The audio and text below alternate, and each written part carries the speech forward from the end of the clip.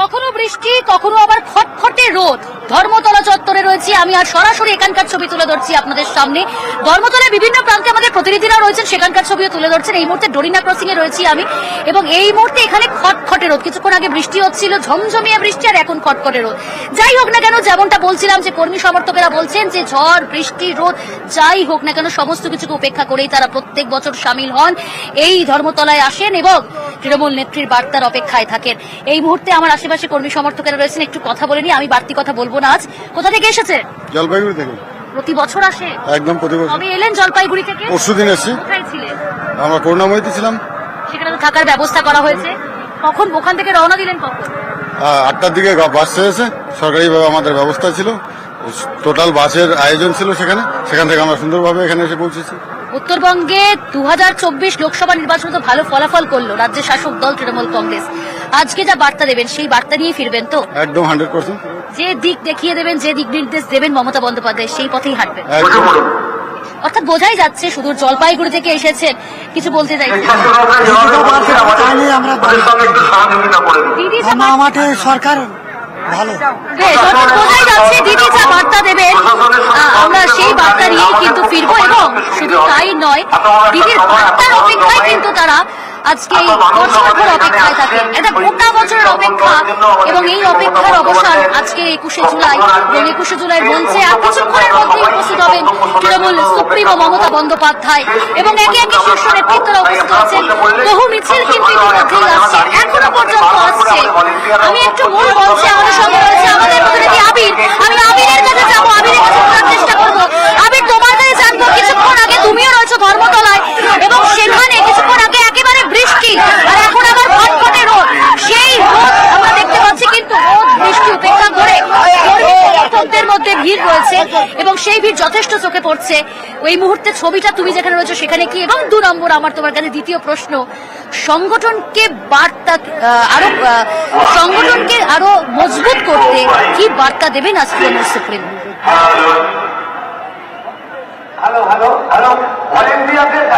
দেখো, 21শে জুলাই তৃণমূল কংগ্রেসের সমাবেশ এবং বৃষ্টি দুটোই একেবারে সমার্থক থাকে। লাগাতার আমরা দেখে আছি যে 21শে জুলাইয়ের সমাবেশের দিন কখনো বৃষ্টি, কখনো রোদ্দুর থাকে, এবং এই আবহাওয়া, এই পরিস্থিতির মধ্যে যারা তৃণমূল কংগ্রেসের কর্মী সমর্থক দূরের বিভিন্ন জেলাগুলো থেকে এসে হাজির হন, তারা এই পরিস্থিতির সঙ্গেই মানিয়ে নিয়ে তারা এখানে থাকেন। আমি ধর্মতলাতে যে মিডিয়া স্টেজে রয়েছি, ছাতা অবশ্যই লক্ষ্য করতে পারা যাচ্ছে, তবে আবার বৃষ্টিতেও ভিজেছেন তৃণমূল কংগ্রেসের কর্মী সমর্থকরা। তবে কোথাও গিয়ে দলের কর্মী সমর্থকদের মধ্যে একটা প্রতিযোগিতা চলে নিজেদের মধ্যেই, যে কে কত আগে আসতে পারবেন, মঞ্চের সামনে জায়গা নিতে পারবেন, এবং সেখান থেকে সভা শুনবেন এবং অবশ্যই দলীয় নেতৃত্বকে দেখবেন। ফলে মাঝে মধ্যেই বৃষ্টি হচ্ছে, একদম ভারী বৃষ্টিপাত যেটাকে বলতে পারা যায়, আবার রোদ্দুরও উঠছে। তো এর মাঝে দাঁড়িয়ে উৎসাহে তৃণমূল কংগ্রেসের কর্মী সমর্থকরা হাজির।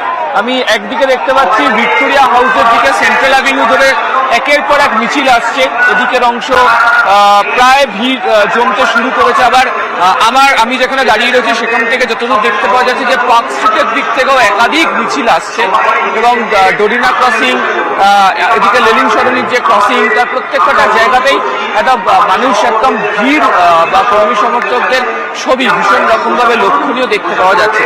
ফলে সব মিলিয়ে কর্মী সমর্থকদের মধ্যে উৎসাহে কোনো ধরনের ভাটা তো নেই।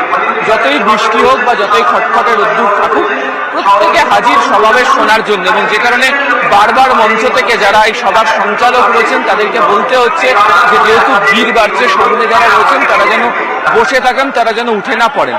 দ্বিতীয়ত তোমার প্রশ্নের উত্তরে আসি, হ্যাঁ একেবারেই তাই যে এবারের 21শে জুলাইয়ের ক্ষেত্রে সংগঠনকে সামনে রেখে তৃণমূল কংগ্রেস তাদের যাবতীয় প্রস্তুতির কথা ঘোষণা করতে পারে।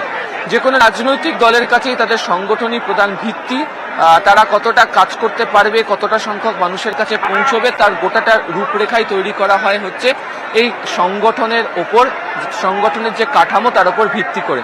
সূত্রের খবর, শীর্ষ নেতৃত্বের তরফ থেকে যে ইঙ্গিত পাওয়া যাচ্ছে, এক আত্মতুষ্টির কোনো জায়গা দলের মধ্যে নেই, কর্মীদের মধ্যে রাখা চলবে না, এবং যারা অতিরিক্ত আত্মবিশ্বাস 2024-এর লোকসভা নির্বাচনের ফল ঘোষণার পর যারা মনে করছেন যে এর ওপর ভর করেই আগামী নির্বাচন বা আগামী দিনগুলোতে তারা চলে যাবেন, সেই জায়গাকে তৃণমূল কংগ্রেস কোথাও গুরুত্ব দেওয়ার জায়গাতে নেই।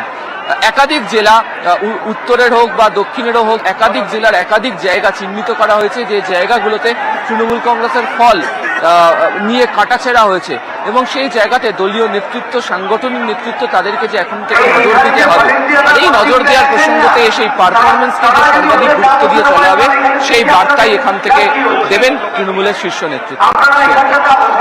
এখানে যারা দাঁড়িয়ে আছে তাদের বসিয়ে দিন, নাহলে এখানে দাঁড়িয়ে থেকে তো লাভ নেই। একেবারে আবির, তুমি যেমনটা বলছিলে, তুমি সঙ্গে থাকো আবির। আমাদের সঙ্গে রয়েছে আমাদের সহকর্মী অতনু স্টুডিও থেকে।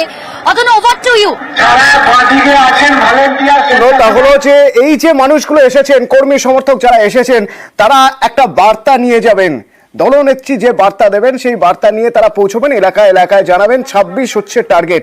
আর একটা জায়গা গুরুত্বপূর্ণ, এই মঞ্চ থেকে তৃণমূল নেত্রী অন্যান্য শরিক দল INDIA কে কি বার্তা দেবে আমি শুনবো। আমি আবির তোমার কথা শুনবো, তবে শশী পাজা কি বলছেন একবার সরাসরি শোনা যায়। দিবস যেমন তর্পণ দিবস, শহীদদের স্মরণ করা, তার সঙ্গে রাজনৈতিক কথা, বক্তব্য, মামাটি মানুষের উন্নয়নের কথা, এবং তার সাথে সাথে তিনি বললেন যে দেশের ভবিষ্যৎ, বাংলার ভবিষ্যৎ সবটাই নিয়ে। আগামী 26 তারিখ দিদি দিল্লিমুখী হচ্ছে নীতি আয়োগের মিটিং, বাংলার প্রাপ্য সবটাই নিয়ে তো বাংলার লড়াই। বাংলার বারবারই প্রমাণ করছে তৃণমূল কংগ্রেস, বাংলার মানুষ প্রমাণ করছে যে তৃণমূল কংগ্রেসের প্রতি তাদের সমর্থন, আস্থা রয়েছে।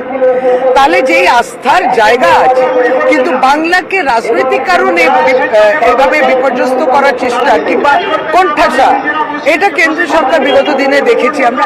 আগামী দিন এই নতুন মানে ইউনিয়ন গভর্নমেন্ট কি করবে সেটাও আমাদের দেখতে হবে, কিন্তু এই বঞ্চনা তো চলতে পারে না। সবটাই নিয়ে সামগ্রিক দিদি বলবেন। এবং বলছিলেন গতকালকে শ্রী অখিলেশ যাদব সমাজবাদী পার্টির এবং আমাদের ইন্ডিয়া জোটের অত্যন্ত গুরুত্বপূর্ণ নেতা, তিনিও আসবে, ফলে একটা ইন্ডিয়ার প্রতি একটা বার্তা, সবটা নিয়ে আমরা এই প্রত্যাশায় রয়েছি।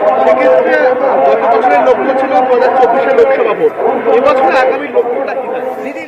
শশী পাজা সরাসরি ছিলেন, তার সঙ্গে আমাদের প্রতিনিধির সঙ্গে কথা বলছিলেন। আমি তোমার সঙ্গে যে কথা বলছিলাম, কোথাও শশী পাজার বক্তব্য সেই একই ইঙ্গিত চলে এলো যে আজ অখিলেশ যাদব এই মঞ্চে থাকবেন, সুতরাং এই যে বাজেট অধিবেশন শুরু হচ্ছে তার আগের দিনের এই মঞ্চ থেকে যেমন দলের নেতাকর্মীদের জন্য একটা বার্তা থাকবে, কোথাও একটা ইঙ্গিত বা কোথাও একটা বার্তা থাকছে যোগ সঙ্গীদের জন্য, শরিকদের জন্য, এবং অবশ্যই কেন্দ্রের বিজেপি সরকারের বিরুদ্ধে বা এনডিএ সরকারের বিরুদ্ধে।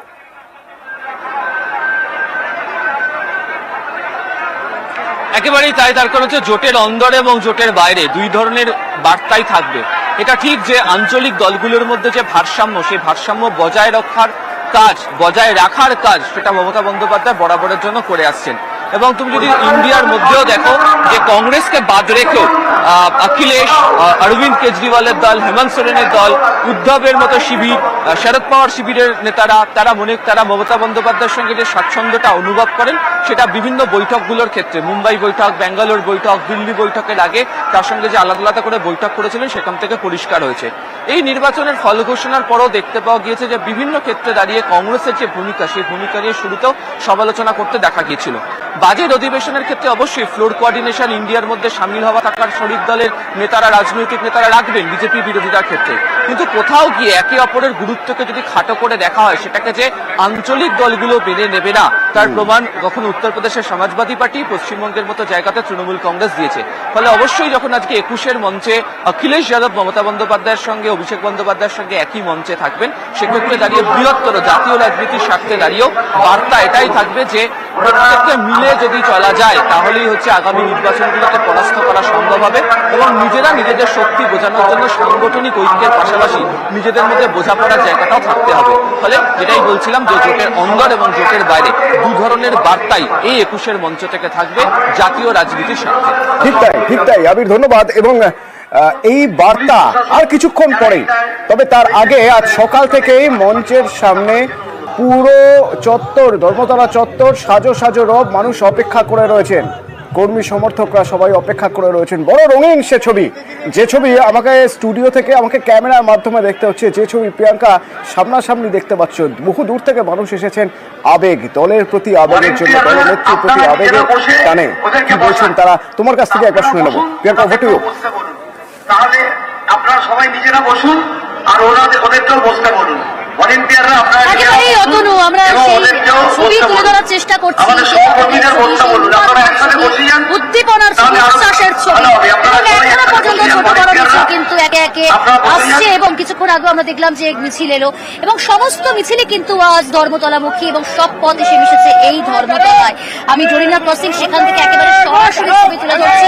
কর্মী সমর্থকেরা রয়েছেন, ভলেন্টিয়ার্সরা রয়েছেন, কোথাও কোনো অপ্রীতিকর পরিস্থিতি যাতে না তৈরি হয় তার জন্য তারা বাড়তি নজর রাখছেন। কলকাতা পুলিশের তরফ থেকে তো নজরদারি রাখাই হয়েছে, কোথাও কোনো রকম যাতে কোনো বিপদ না ঘটে। এবং শুধু তাই নয়, আঁটোসাঁটো করা হয়েছে নিরাপত্তা। হাওড়া ছবিটা একটু দেখার চেষ্টা করব। দেবাশিস রয়েছে আমাদের সঙ্গে, আমাদের প্রতিনিধি। দেবাশিস, তুমি রয়েছো হাওড়াতে। এখনো পর্যন্ত কিন্তু অনেক কর্মী সমর্থকেরাই আসছেন। হাওড়ার এই মুহূর্তের ছবিটা ঠিক কি? কারণ আর ঘড়ির কাঁটা বলছে প্রায় 11টা বাজতে চললো, কিছুক্ষণের অপেক্ষা। তারপরে কিন্তু মূল মঞ্চে অর্থাৎ 21শে জুলাইয়ের মঞ্চে কিন্তু উপস্থিত হবেন তৃণমূল সুপ্রিমো। তিনি বার্তা রাখবেন, বক্তব্য দেবেন। তাহলে হাওড়া থেকে কি এখনো মিছিল আসছে? কি ছবি এই মুহূর্তে? ভলেন্টিয়ার আপনারা বসে বসুন, ওদেরও বসা। এখনো পর্যন্ত হাওড়ার স্টেশনে আমরা দেখতে পাই ঠিক 8:30 পৌনে 9টা থেকে মানুষের ঢল নামতে শুরু করে। দূরপাল্লা থেকে শুরু করে ইন্টারসিটি ট্রেন, যখন ট্রেনগুলি ঢুকতে থাকে তারপরেই হাজার হাজার মানুষ তারা কিন্তু ইতিমধ্যেই হাওড়া স্টেশনে। তৃণমূলের তরফ থেকে পরিষ্কার জানানো হচ্ছে প্রায় এই যে 2 ঘন্টায় প্রায় 2.5 লক্ষ মানুষ তারা ইতিমধ্যে এসে পৌঁছেছে। এবং তোমাকে আমি দেখাচ্ছি আমার ক্যামেরা পার্সন যে এখনো পর্যন্ত হাওড়া স্টেশনের যে ভিতরের অংশ থেকে বহু মানুষ তারা বেরিয়ে আসছে। কার্যত মানুষের যে ভিড়, সেই ভিড়ের জন্য কার্যত লঞ্চ পরিষেবা বন্ধ করে দিতে বাধ্য হয়েছে প্রশাসন। তার কারণ এত মানুষের ভিড়, সেখানে লঞ্চে করে যদি যায় মানুষজন তাহলে বড় সড়ো দুর্ঘটনা ঘটতে পারে। এবং সেই কারণে এই মিছিলগুলিকে সোজা বাদিক দিয়ে বার করে হাওড়া ব্রিজ হয়ে পায়ে হেঁটে তারা একেবারে সভা মঞ্চের দিকে যাবে। বারবার করে বলছি, বহু মানুষজন আসছে বিভিন্ন প্রান্ত থেকে। মহিলাদের ভিড় অবশ্যই চোখে পড়ার মতন রয়েছে এবং নতুন শাড়ি, নতুন কাজে বিভিন্ন জায়গা থেকে মানুষজন একদিকে মঞ্চ দিয়ে যেরকম লঞ্চ পরিষেবা বন্ধ করা হয়েছে। হাওড়া থেকে আর কিছুক্ষণ পরেই হাওড়া জেলা তৃণমূল কংগ্রেসের থেকে বিশাল মিছিল হাওড়া ব্রিজ দিয়ে যাবে। আর সামনে অভ্যর্থনা মঞ্চ, সেই মঞ্চে রয়েছেন 2 মন্ত্রী। কিছুক্ষণ আগে এক মন্ত্রী অরূপ রায় তিনি বেরিয়ে গেছেন, রয়েছেন প্রদীপ মজুমদার এবং আরও মন্ত্রী রয়েছেন আমতার বিধায়ক সুকান্ত পাল এবং বিভিন্ন তৃণমূল নেতৃত্ব যারা হাওড়ায় আসছে তাদেরকে অভ্যর্থনা দেখা যায়। তোমাকে একটা কালারফুল ছবি দেখায়, দেখো শুধু তৃণমূলের পতাকায় ছেয়ে গেছে গোটা মিছিলটা। বিশাল মিছিল বেরোচ্ছে এই মুহূর্তে হাওড়া স্টেশনের ভিতর থেকে, যে ছবি মনে করাচ্ছে যে লোকসভা ভোট এবং উপনির্বাচনে যে ফলাফল তার প্রতিফলন ঘটছে 21শে জুলাইয়ের সভামঞ্চের পথে মানুষের ঢল দেখে পরিষ্কার মনে হচ্ছে। এবং তাদের দাবি এই আজকে থেকে শুরু হবে 2026। আজকে দিনটা কার্যত উৎসবের ছবি।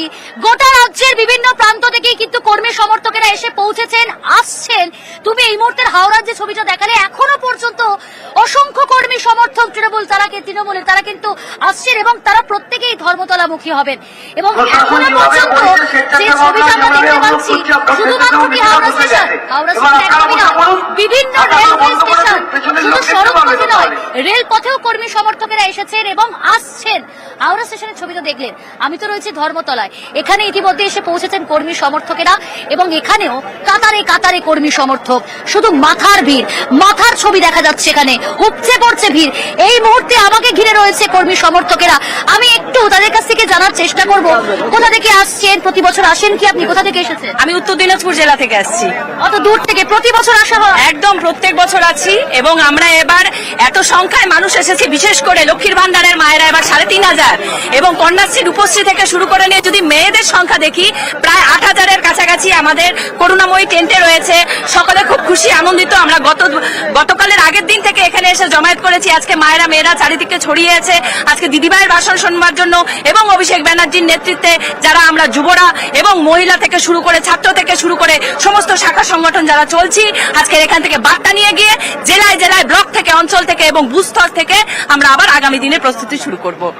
অর্থাৎ বোঝাই যাচ্ছে যে তারা অত দূর থেকে আসছেন, উত্তর দিনাজপুর থেকে এসেছেন, কেউ বীরভূম, কেউ বাঁকুড়া, মুর্শিদাবাদ, বিভিন্ন জেলা থেকে আসছেন এবং আজকে 21শে জুলাইয়ের মঞ্চে কি বার্তা দেবেন তৃণমূল সুপ্রিমো মমতা বন্দ্যোপাধ্যায় সেদিকেই কিন্তু নজর রেখেছেন। একটু এদিকে কথা বলার চেষ্টা করবো। কোথা থেকে এসেছেন? আমরা শিয়ালদা থেকে এসেছি, বসুমতী কর্পোরেশন লিমিটেড থেকে। আচ্ছা, প্রতি বছরই তাহলে আসেন? প্রত্যেক বছরে আসি আমরা। আজকে যা বার্তা দেবেন তাই শুনে আর তাই নিয়েই ফিরবে? হ্যাঁ হ্যাঁ হ্যাঁ, আমরা শুনে তারপরে যাবো। দিদি মমতা ব্যানার্জির উদ্যোগে পুনরায় পুনরুজ্জীবিত হচ্ছে, নতুন করে বসুমতী আবার সেজে উঠছে। আমরা চাই মুখ্যমন্ত্রীর কাছ থেকে আজকে বার্তা নিয়ে আমরা নতুন করে আবার পথের সূচনা করব, যাতে বসুমতী আগামী দিনে আরো উন্নতির শিখরে পৌঁছে যায়। এই বার্তা নিয়ে দিদির কাছে আজকে আমরা সবাই আনন্দ সহকারে এসেছি। লোকসভা নির্বাচনে তো সাফল্য হয়েছে, সামনে 2026-এর বিধানসভা নির্বাচন এখন টার্গেট। পাখির চোখ বলা যেতে পারে রাজ্যের শাসক দল তৃণমূল কংগ্রেসের কাছে। তৃণমূল নেতৃত্ব আজকে একেবারে দিক নির্দেশ দেখিয়ে দেবেন, দিশা দেখাবেন, সেই পথেই হাঁটবেন। আগামী 26-এর নির্বাচনে আমরা তো অবশ্যই দিদি মমতা বন্দ্যোপাধ্যায়ের নির্দেশ মাথায় করে নিয়ে আজকে এখান থেকে যাব। আমি এসেছি বসিরহাট উত্তর বিধানসভা থেকে। আমাদের বসিরহাট উত্তর বিধানসভার চেয়ারম্যান মাননীয় এডিএম আব্দুল্লাহ রনি সঙ্গে পাশাপাশি আজকে আমাদের যুব লিডার, আমাদের নয়নের মণি তথা বাংলার আবেগ যুবকের হৃদয়ের মণিকটায় মনস্থ থাকা সেই অভিষেক বন্দ্যোপাধ্যায়ের বার্তা নিয়ে আজকের আমরা বাড়ি ফিরব। এর পাশাপাশি আজকের আমাদেরকে বলতে বাধ্য হচ্ছি যে আমরা বিগত কয়েকদিন দেখছি আমাদের যে বিরোধী দলনেতা প্রিয়াঙ্কার সঙ্গে কথা বলছেন, যারা এসেছেন ধর্মতলা চত্বরে পৌঁছেছেন তারা প্রিয়াঙ্কার সঙ্গে কথা বলছেন। যারা এখনো আসতে পারেননি, যারা রাস্তায় আছেন, রঞ্জিত আমার প্রতিনিধি রয়েছেন নদিয়া থেকে, তার সঙ্গে একবার কথা বলবো। রঞ্জিত, এখনো প্রচুর মানুষ তারা চেষ্টা করছেন যত দ্রুত সম্ভব পৌঁছে যেতে ধর্মতলা চত্বরে। তাদের সঙ্গে তোমার দেখা হয়েছে, বেশ রঙিন সাজে সেজে নিজেদের সাজিয়ে নিয়ে তারা আসছেন। তাদের কাছে এই দিনটা উদযাপনের দিন, কি বলছেন তারা? দেখো, একেবারে অতনুদা, সকাল থেকে নদিয়া জেলার বিভিন্ন প্রান্ত থেকে তৃণমূল কংগ্রেসের কর্মী সমর্থক নেতৃত্বরা তারা কলকাতা অভিমুখে রওনা দিয়েছেন।